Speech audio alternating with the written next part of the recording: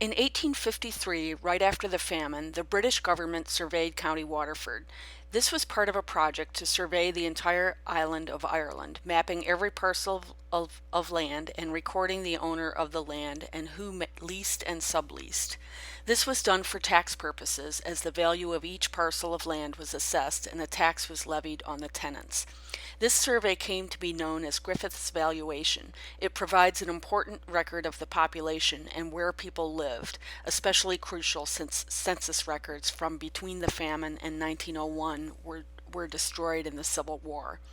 Griffith's valuation is organized down to the townland, which can range from 10 to 600 acres, but is usually about 300 acres. If you can find a record for an ancestor living in Ireland that names the townland where the family would have been living at the time of Griffith's valuation, you can then find the land that he lived on. But this is not easy. You're often lucky merely to know the county. Finding a parish within a county is sometimes possible, but that usually won't help you because there will usually be more than one person with the name you're looking for within a parish. But if you can find a record with the townland, then you can determine the exact plot of land that your ancestor lived on. In Pierce's case, I found a court record from 1853, which was the exact year that County Waterford was surveyed, which said that Pierce then lived in Carrickaverahain. And here you see that Carrickaverahain is very small, only 214 acres. You gotta love Irish place names. I think the name Carrickaverahain is bigger than the townland. In any case, one of the residents is Philip Flahavan, who we can then presume is Pierce's father, and we know that Pierce named one of his sons John and his sister's great-grandfather Philip, so it all makes sense. So note here that Philip leases plots 9 and 10, 24 acres of land, 3 acres of a lake, and he pays £10, 15 shillings a year in tax, which looks to be just about average for this townland. So now what researchers have done in the past few years is they've taken the survey maps from Griffith's valuation and they've overlaid them onto Google Earth. So what you're looking at here is a bird's eye or maybe a plane's eye view of this survey of Ireland.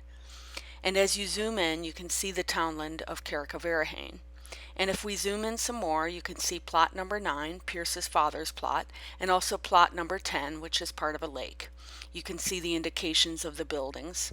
And then if you slide the slider bar in the top right corner from the historical, which is overlaid onto the current Google Earth, you'll see the historical map fading away, and you can see that much is still the same.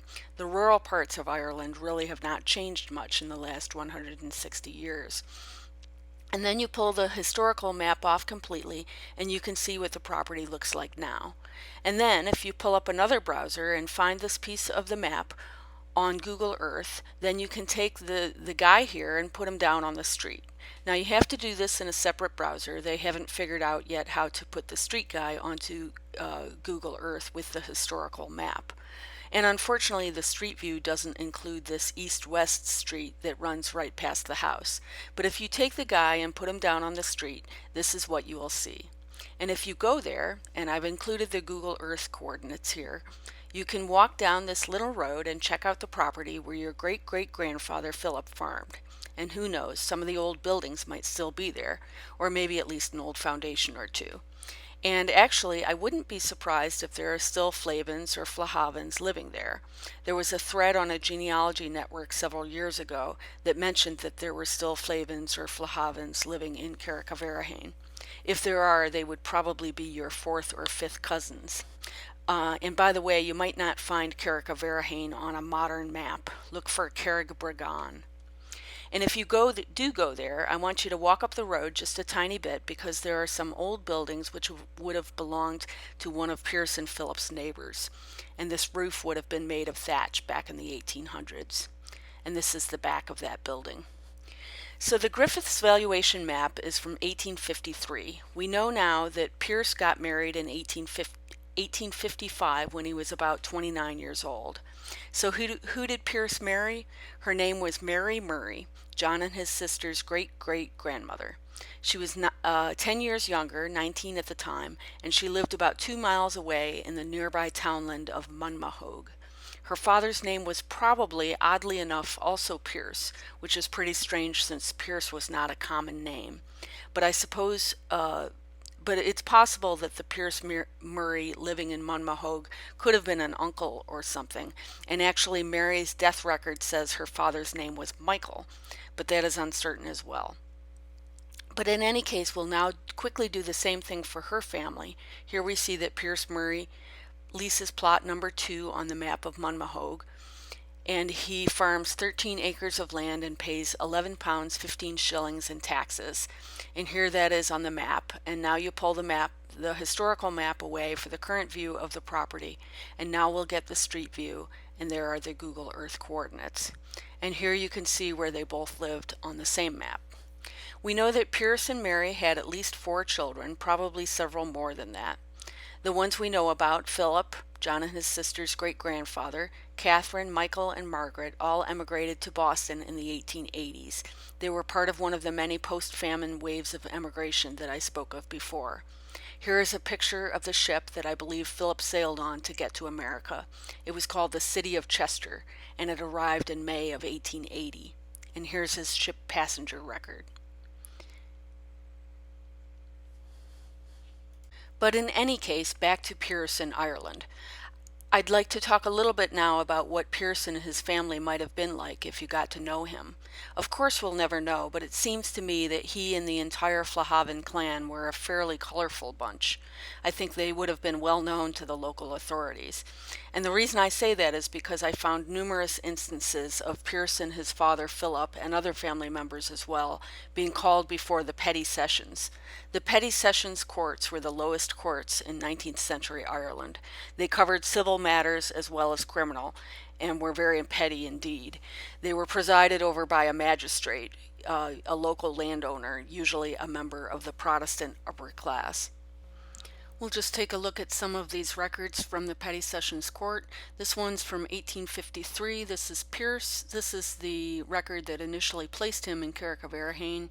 Here he is suing, he's the complainant suing a employer for unpaid wages, 13 shillings and 5 pence, and apparently the defendant did not appear, so presumably he was awarded that. This next one is Pierce. He's the defendant. This is 1864, and he's being ordered to pay a debt. And you'll notice the record says Munmahogue. It's clear that after Pierce and Mary Murray got married, they lived in Munmahogue, which is where she was from, presumably in her father's house. This next one is Pierce. He's the defendant, and this is 1877, and he is being fined for having an unlicensed dog. This next one is also 1877, Pierce, the defendant, and he's being accused of allowing a pig to trespass on his neighbor's property. This one is, again, Pierce is the defendant, 1877, and the complainant is complaining of the trespass of a boar and 2 goats onto his potatoes. This next one is also Pierce. He's the defendant, 1883, and he's being accused of allowing the trespass of 2 goats and 1 ass onto his neighbor's property, ordered to pay 6 pence and 1 shilling costs. Okay, this one is Pierce. This is 1884, and he's being accused of being drunk in a public place at Tramore, and he's fined 2 shillings 6 pence and an additional 1 shilling in court costs. Okay, this one again, it's Pierce, 1884, and he's being fined for having an unlicensed dog, fined 2 shillings 6 pence plus 1 shilling court costs, and is ordered to get the dog licensed. Okay, this one is again Pierce, 1884, and he's being accused of being drunk on the public street, and this time, they went easy on him, and they just discharged him with a caution. Okay, and this last one is 1890, and it's Pierce again. He's the defendant, and he's being charged with leaving employment before a job was done, and apparently the parties settled this case. So I think that gives you an idea of what Pierce's life was like in Tremor in the late 19th century. Here's his 1901 census record. He's using the name Flahavan now. The family had switched over to using Flahavan both in Ireland and in the US. He's the head of the family, Roman Catholic. The no under education indicates that he cannot read or write. He's 74, male, a laborer. He's listed as married, born in County Waterford, and speaks both Irish and English. Now, the fact that he's listed as married, but there is no wife listed below him, kind of begs the question, where is his wife, Mary Flahavan? Now, I looked for a very long time for a death record for Mary Flahavan. The state was taking death records at that time, and I found one that seemed to be a match. A Mary Flahavan died at the age of 50 in 1889 in a lunatic asylum. But upon further research, I found another Mary Flahavan living in the region, and that death record actually matched that Mary Flahavan better than yours. So it finally occurred to me that perhaps your Mary Flahavan had emigrated. So I looked in Massachusetts, and lo and behold, I found her living in Greenfield, Massachusetts, where two of her daughters and her son Michael had settled. And now it all makes sense. Here she is in the 1900 census, Mary Flahavan, head of household, living with her grandson Edward Power. We know her daughter Catherine married an Edward Power, and this is their son, Edward Jr. She was born in 1836, 64 years old, married for 45 years, which puts her marriage to Pierce at 1855 when she was 19 and he was 29. Mother of 5 children, 4 of them still living. Her daughter Catherine had died in April of 1900, about 2 months before the census was taken, so she was clearly helping with the care of her grandson, who incidentally had now lost both his parents since his father had died earlier and his mother had remarried. The grandson is 14 years old and he is not attending school, but instead is working as a laborer in a machine shop. Now, this is not uncommon in this era that a 14-year-old would be working, but I will note that Edward's cousin, Philip Thomas Flahavan, your grandfather, was also 14 years old in 1900, living in Concord with 2 living parents, and he was attending school and would continue to attend school and go on to become a dentist. I think this illustrates the dramatic variations in outcomes that could result from having the bad luck to have had both your parents die when you were a child in that era, which unfortunately happened a lot back then. In any case, back to Mary. The census also tells us that she emigrated in 1885, undoubtedly at the same time as one of her children, and that she cannot read or write.